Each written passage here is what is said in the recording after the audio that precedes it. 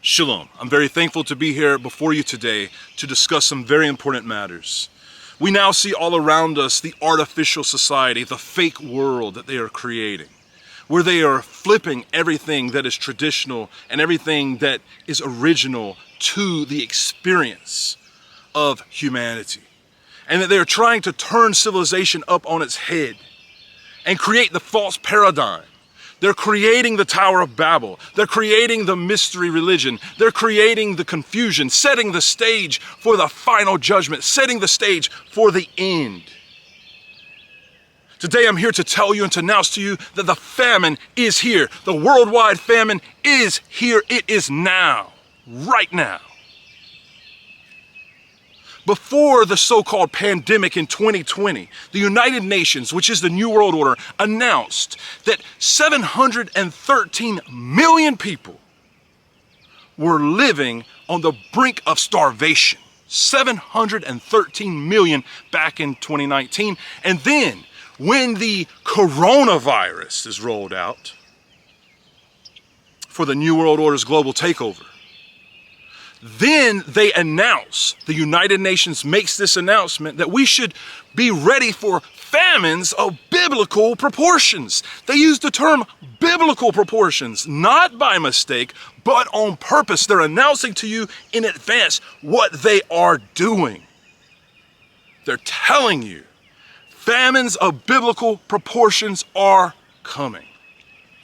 And then we see that just a year ago, 2023 in July, they took another study, and now the number has risen to 983 million people that are on the brink of starvation because the world shut down everything, shut down the economy, and because the economy shut down, people in the third world who were just barely hanging on were dying by the millions. They say something like 30 million extra deaths just in 2020 alone because of global shutdowns. And all the while, the United Nations and the World Health Organization is announcing that these are the consequences for the global shutdown. And did they stop? No, it marched forward like a machine. Why? Why did it march forward? If they're so concerned about people in the third world? Why did it continue on? Because of population control, because they're trying to reduce the world's population, because they're trying to destroy the family and destroy people's lives and write out their very soul with the garbage that they put through the media, through the internet, on your television, on your phone, in the music that you're listening to, in the movies that you're watching, rotting your very soul out from you with this garbage. Meanwhile, they're telling you that you can just stay at home, you'll be a hero. Stay at home, you'll save lives. Meanwhile, millions are dying. More. They told you right in their paperwork. Go on their websites. Go on the United Nations website. Go on the World Health Organization's website. It clearly tells you that more people died as a result of the shutdowns than would die from the so-called virus. And they told you that as they were shutting the whole world down. And yet they'll tell you that they are concerned about these people. And who's most affected? People in sub-Saharan Africa? People in Southern Asia? Oh, I thought that it's mighty convenient when they pull the race cards, when the race matters, when these things matter to people in the New World Order. They'll pull at your heartstrings, they'll pull at your emotions, they'll get you angry, they'll get you ready, pumped up for everything but the word of Yahuwah and everything but his truth. They'll get you ready for everything, stir you up over everything, but most of you aren't even stirred up over Yahuwah. You're not stirred up over the word. I need you to wake up and realize that they are manipulating you, manipulating your mind with this nonsense, manipulating your mind with this garbage, and corrupting your very souls with this nonsense. They are the ones creating the divisions all around you. Meanwhile, the left and right marches forward towards the New World Order. That's what they vote for. That's how they do everything. You guys got to wake up and see politics is not going to save you. Politics is the new religion for most people because it's easier to just sit on your high horse and pretend to know things and to use philosophy about what you think should be this way. And, all these people have an opinion. Everybody's got an opinion. Nobody cares about your opinion. Nobody cares. When lives are at stake, millions of people's lives are at stake, and you shut down the economy And people say, well, it's just money. It's not just money. It's not just money when you're killing people in the third world. And then to bring this story home into the United States of America, we now see that it's been announced that 1 out of every 10 Americans are now suffering food insecurity. They are actually skipping meals, not to fast, not just because they're having a spiritual awakening or experience where they're seeking Yahuwah. No, but because they are literally too impoverished to purchase the meals. And these aren't the Americans that are collecting the welfare programs and collecting all the incentives. No, these are hardworking Americans that are skipping meals because they're trying to raise families, they're trying to raise their children. They're skipping meals so that they can keep money circulating in the home. And they've decided that you're not going to own any money. It's going to be digital. They're going to push you out of the economy with a global ID and a digital passport to prove whether you took your recent booster or not. All this is happening right now and people are asleep. They don't even understand where they're at in the grand scheme of things. On the timeline, we are at the door. The Messiah is at the door. This is all going down in real time and people are sleepwalking into Armageddon. You're sleepwalking in Armageddon. I told you many years ago, many of you people in America, your children and your grandchildren are going to end up going over to Israel and dying over there in the battlefield fighting against the truth, against Yahuwah in the final war, because all these things are coming together now, piecing together now. Sure, there's some time, but we're marching forward in this direction with World War III, a digital takeover, a technocracy, where you are a number and that's all you are. They steal your very soul, take your identification, make you a slave. Yahuwah will deliver us from the house of slavery. And they're going to use your pockets to get to you. And they're going to use your stomach and your children's stomach to get to you.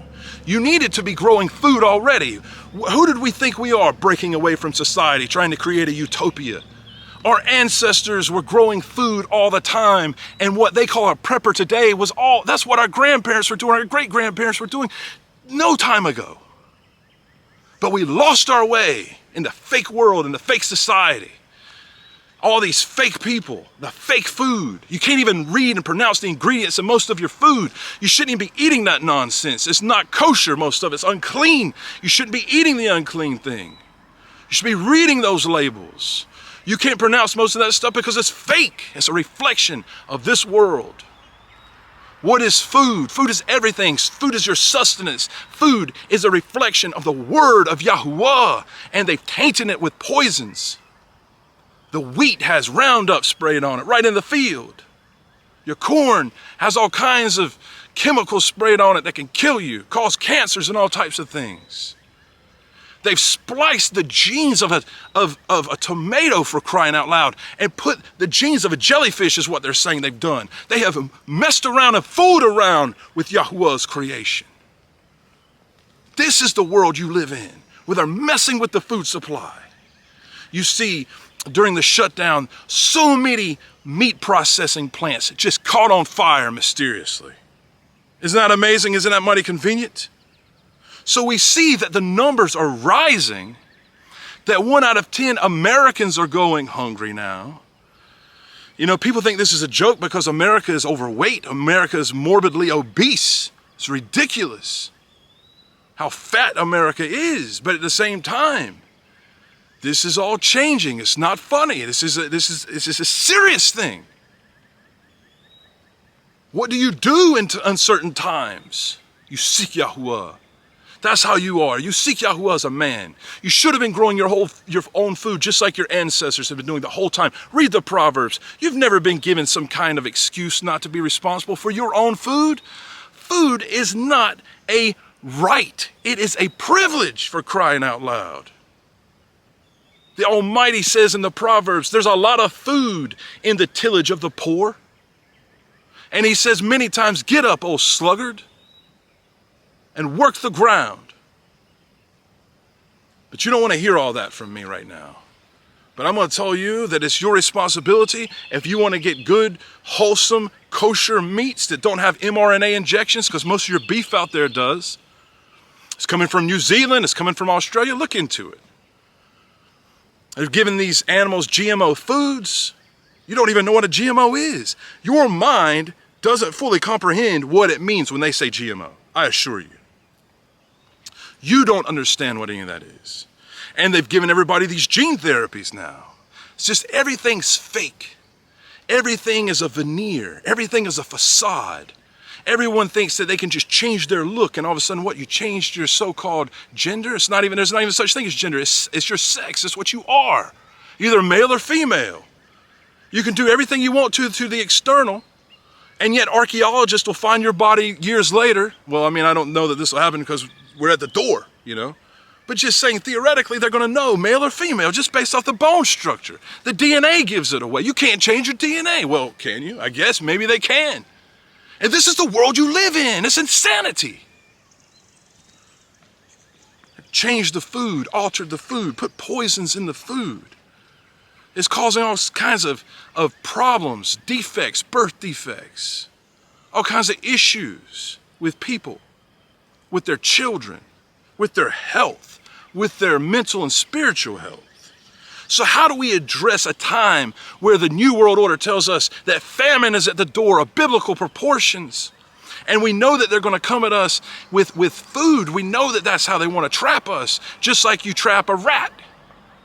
A rat's poison is only like 99% real food. It's just that 1% that kills you. That 1%. And that's a reflection, brothers and sisters, of these false prophets in these last days, offering up the word of Yahuwah, but tainting it with poisons and tainting it with manipulations.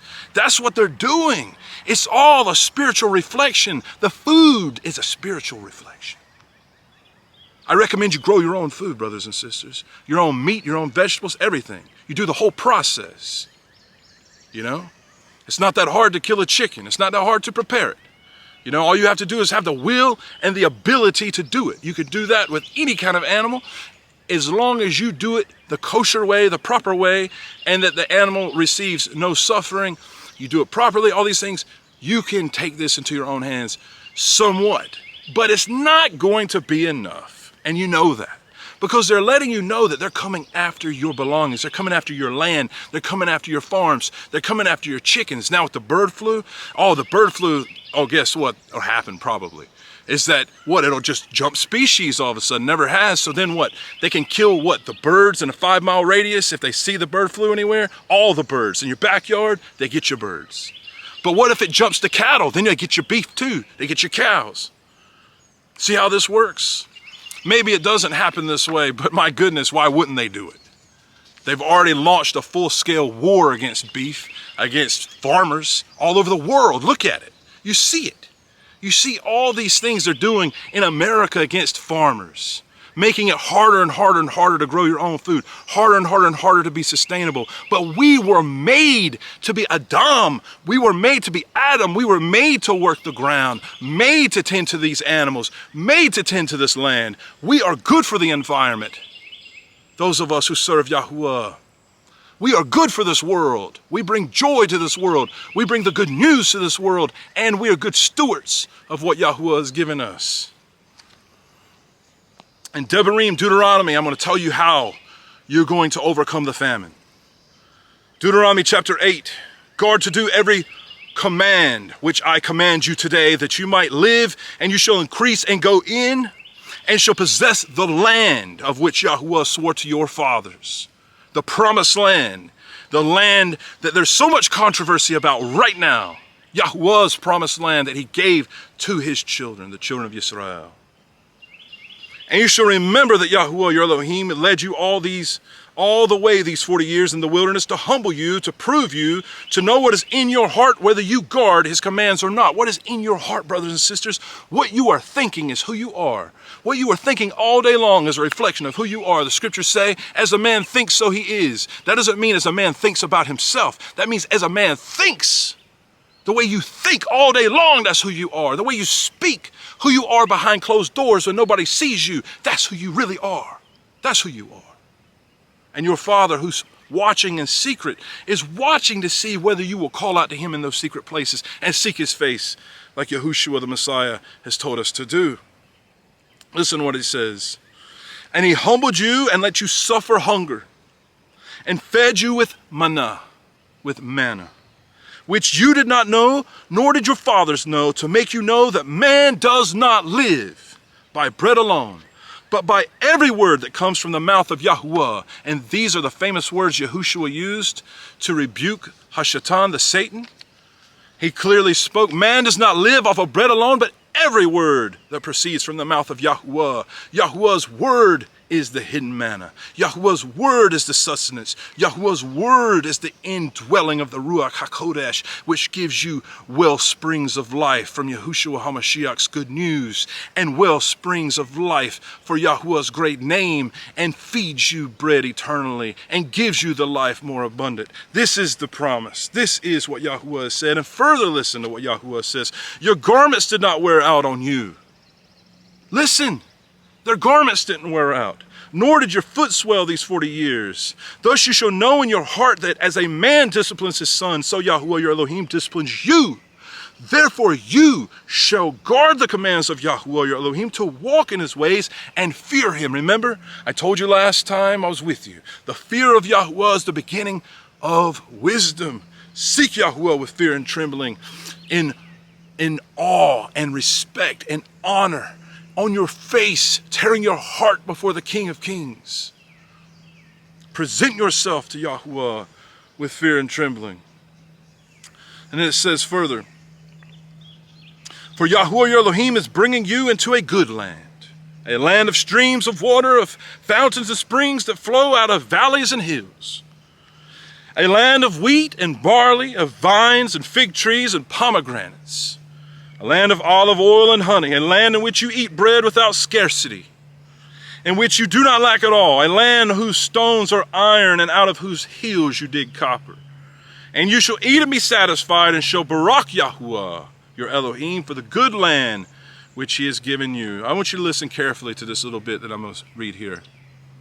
Be on guard, lest you forget Yahuwah your Elohim by not guarding his commands, and his right rulings, and his laws which I command you today, lest you eat and shall be satisfied, and build lovely houses, and shall dwell in them, and your herds and your flocks increase, and your silver and your gold are increased, and all that you have is increased, that your heart then becomes lifted up, and you forget Yahuwah, your Elohim, who brought you out of the land of Mitzrayim from the house of bondage. Brothers and sisters, how far have we fallen away from the Elohim of Israel?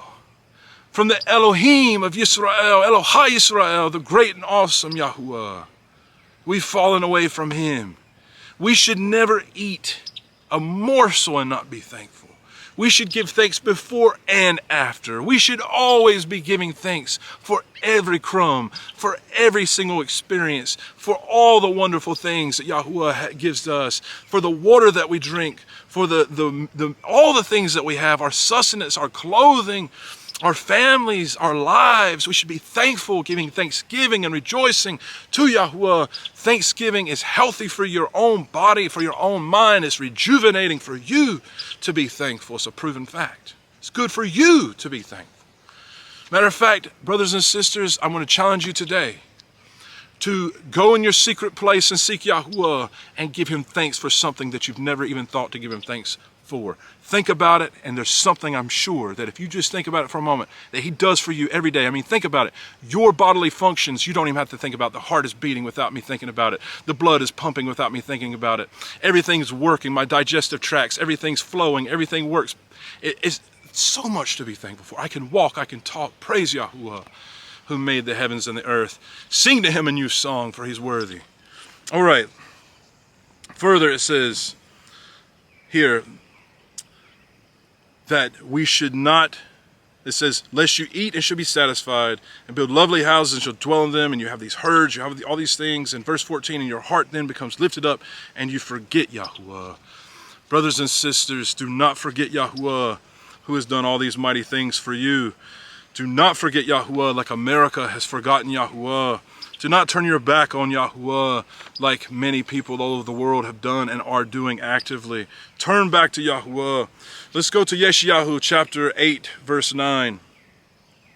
Be shattered, all you people, and be broken in pieces. Give ear, all you from the far places of the earth. Gird yourselves, but be broken in pieces. Gird yourselves, but be broken in pieces. Take counsel, and it comes to nothing. Speak a word, and it does not stand, for El is with us.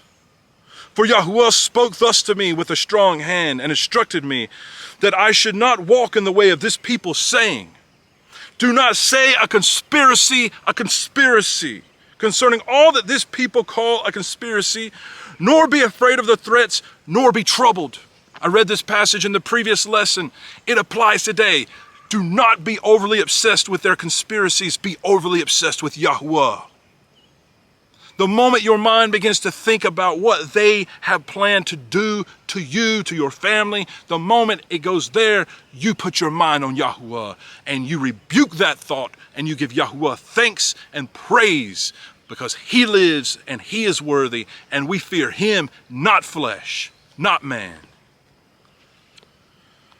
Don't be troubled, brothers and sisters. There's conspiracies all around. That's all that's going on. The New World Order has made it stand. It's building that Tower of Babel. It's building that time of spiritual delusion and confusion and lying signs and wonders that are about to come upon the world and deceive the world in ways you can't even comprehend, things that are about to take place. Yahuwah of hosts, Yahuwah Sevaot, him you shall set apart, him you make Kodesh. Let him be your fear, and let him be your dread. And he shall be for a set apart place, but a stone of stumbling, and a rock that makes for falling to both the houses of Yisrael, as a trap and a snare to the inhabitants of Yerushalayim. Read and understand what these words say.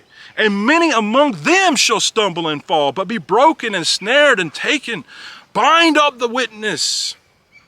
Seal the Torah amongst my taught ones, and I shall wait on Yahuwah who hides his face from the house of Jacob, and I shall look for him. Look, I and the children whom Yahuwah has given me for signs and wonders in Israel from Yahuwah Sevaot, Yahuwah of hosts, who dwells in Mount Zion, Har Zion, the mountain of Yahuwah.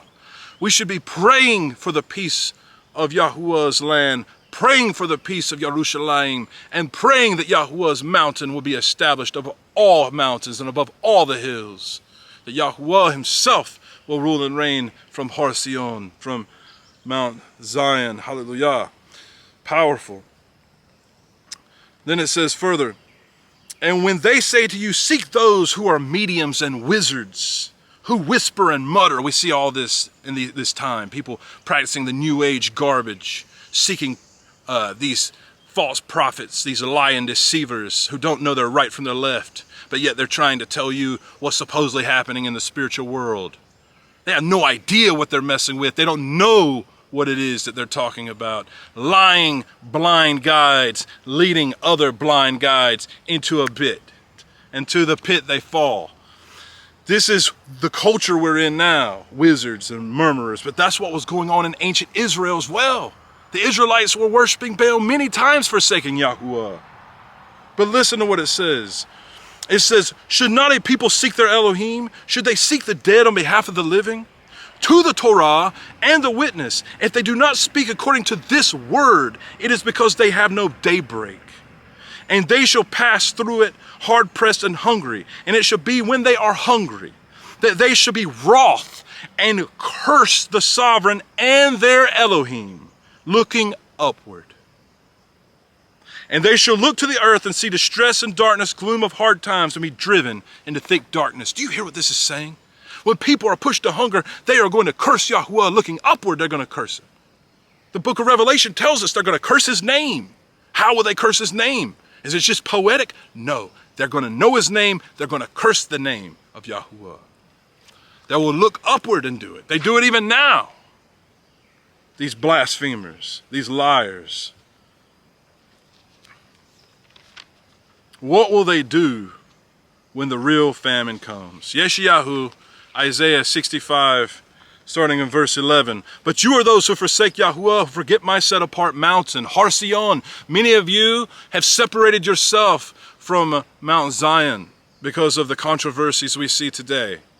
But remember that Yahuwah owns the land, and Zion is his, Har Zion is his, and he will set up his Mashiach and rule and reign from Zion, and that is the final word.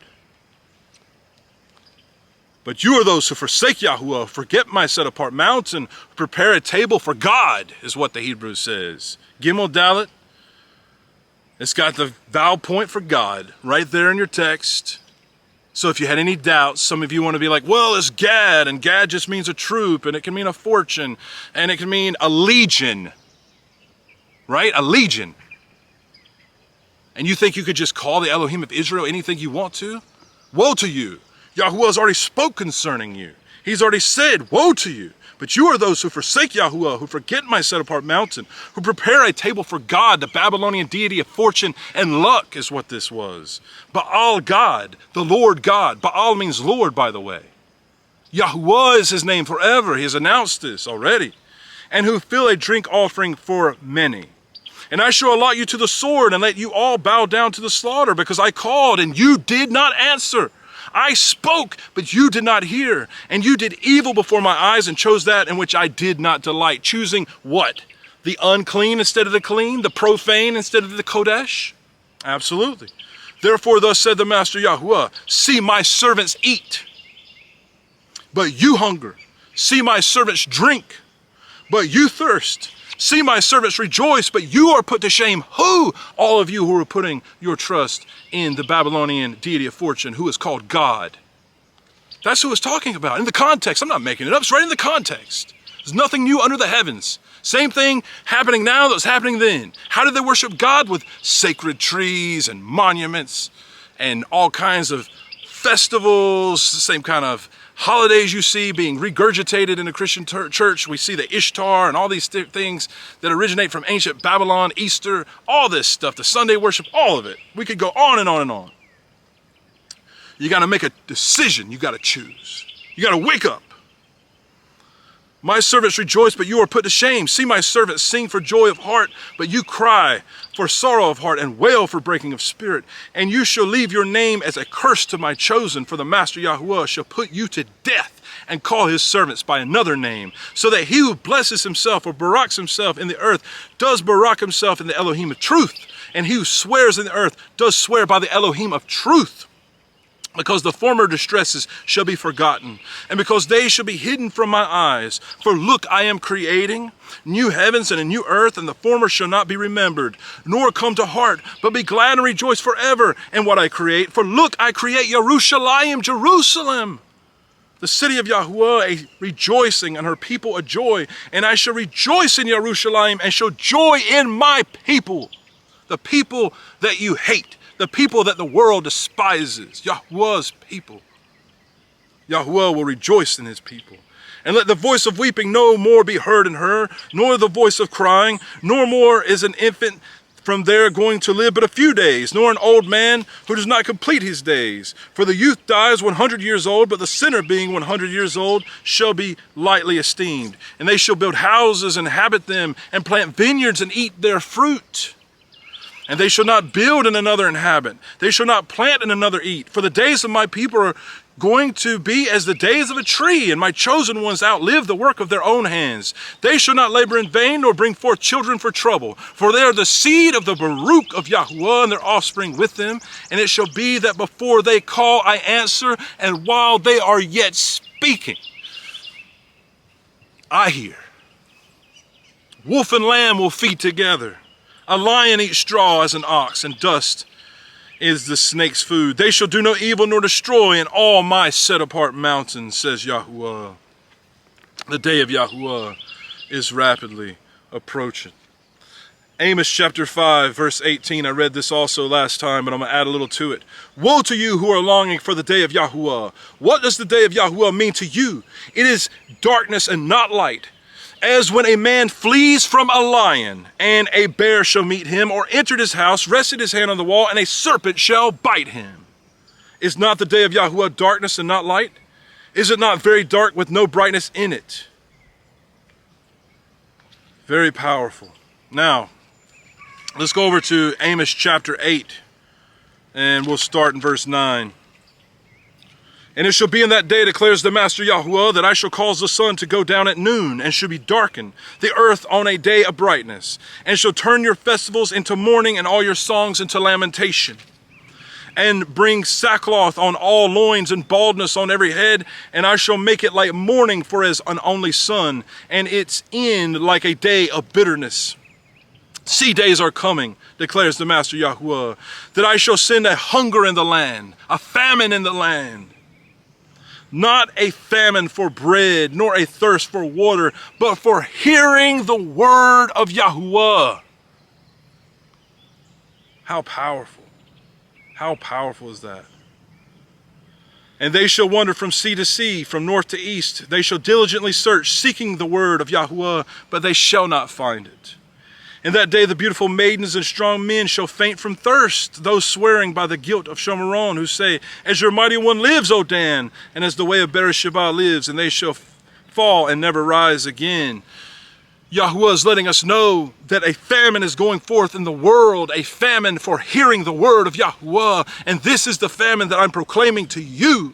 I'm telling you now, brothers and sisters, there is a famine in the land, and you can see it. A famine for the truth, a famine for the word of Yahuwah, a famine for the reality of the Elohim of Israel, a famine for righteousness, a famine that is going out where your very souls are being sucked dry, where you need living waters and you need eternal bread. And there's only one source, and that is the word of Yahuwah. Yahushua said that he's the bread that came down from the heavens. That if any man was hungry or thirsty, come to him and eat and drink. That his body was to be food spiritually, and the suffering of his blood to be our drink. If we understand this great symbolism, if we understand this great mystery, that the Messiah who knocks at the door says that he has living waters to offer to us. And if we drink of those waters, we will never thirst again. And if we eat from the bread of life, we will never hunger again. This is the promise of Yahuwah. Yahuwah sustained Eliyahu all those years out in the wilderness. He fed him by the raven bringing him food. Yahuwah can hide you. Yahuwah can protect you. Yahuwah can feed you the hidden manna, just as he did the Israelites. So it is important to be taking control of your own actual physical food, but more so that you take control of your understanding of eating and consuming this word. David said, your commandments are like the honeycomb to my mouth. So we are to consume the word of Yahuwah, to be replenished, to be rejuvenated from the word of Yahuwah, to study the Tehillim, study the Psalms, read those Psalms and memorize those passages. Get those words inside of your heart, inside of your mind. Commune with the Elohim of Israel while you have time. Seek him while you have the opportunity. Today is the day to seek Yahuwah. This is the day of salvation. There is a physical famine coming in the land, brothers and sisters, but the spiritual famine is a direct link and connection to what you see all around you. With the poisonous food, with all these things that you see tainting it, all the unclean things, all this is spiritually reflecting what is being done with Yahuwah's word, how it is being mistreated, how it is being mishandled. But Yahuwah is going to set the record straight in these last days. And he's going to have the final word. And he has said that we should call upon his name for salvation. That's in many places in the scriptures. Joel chapter 2:32 is a very classic example. That everyone who calls on the name of Yahuwah shall be saved. But what does it say further? For in Mount Zion and in Jerusalem Yahuwah has made an escape for the remnant whom Yahuwah has called. Some of you out there are so confused and deceived. You think you're in the end times, but then you're talking all this garbage about Yahuwah's people, saying that the people in the land aren't the real people. But if they're not, then how do you explain Zechariah chapter 12 through 14 saying that the house of Judah will be in Jerusalem in those days when they look upon him whom they pierced? How do you explain these things? You can't. It's ridiculous nonsense. Yahuwah knows who his people are. We don't have to prove to anyone who we are. Yahuwah knows who we are. That is why he's calling us. That's why he's been calling out to us. That's why we are responding. It says in the Torah that in the latter days, we would begin to seek Yahuwah from all the different countries and all the different lands where he had driven us. And that is what we're doing. We're returning back to our Elohim, the Elohim of our fathers, the Elohim of Abraham, Yitzhak, and Yaakov, the Elohim of Yisrael. That is who we are turning to. Yahuwah is his great and awesome name. And I pray that Yahuwah will be with you and give you the hidden manna, that he will give you the hidden word, that he will lead you and you'll hear a voice from behind directing your path, telling you, and that he will respond while you are yet speaking, that he will give you what you need, that there will be no lack amongst you, that there will be no scarcity of food in your life, because Yahuwah can feed you in ways that you can't even comprehend or understand, brothers and sisters. But you have to walk with him in the Ruach HaKodesh to understand how to achieve this. Because this is not something that someone can just write out for you instructions. These are instructions that have to come to you from the Elohim of Israel. Because he is omnipresent, omnipotent, omniscient. He knows all, he sees all, and he is all wise and capable to lead you, to guide you, to direct your path. But you have to seek him in the secret place. Seek him, seek your Father in the closet, where Yahushua said that your Father sees you. Seeking him in secret will reward you openly. Now is the time, brothers and sisters. This is my call to you. If you are for Yahuwah, come to me, as I said last week. Come to me. And I pray that you will study and listen to these videos and pray with us. Join me in seeking Yahuwah, Elohim of Israel. Know that tonight I am seeking Yahuwah. In the morning before my feet hit the floor, I am seeking Yahuwah. Throughout the day, my mind is upon Yahuwah's great name. That's what grounds me. That's what keeps me. That's what sustains me. That's how I get through my life. Every single word that comes from his mouth is to be food for you, to rejuvenate you, to sustain you, and to give you eternal life through Yahushua HaMashiach, the bread of life. Yahuwah be with you, make his face shine upon you, be compassionate to you, and give you the greatness of his eternal shalom. In Yahushua, the name of his Messiah, that means Yahuwah saves, Yahushua the Son. He is the one that Yahuwah has sent that will rule and reign from Mount Zion. And that day is rapidly approaching. Prepare to meet him whose eyes are like flames of fire. Shalom.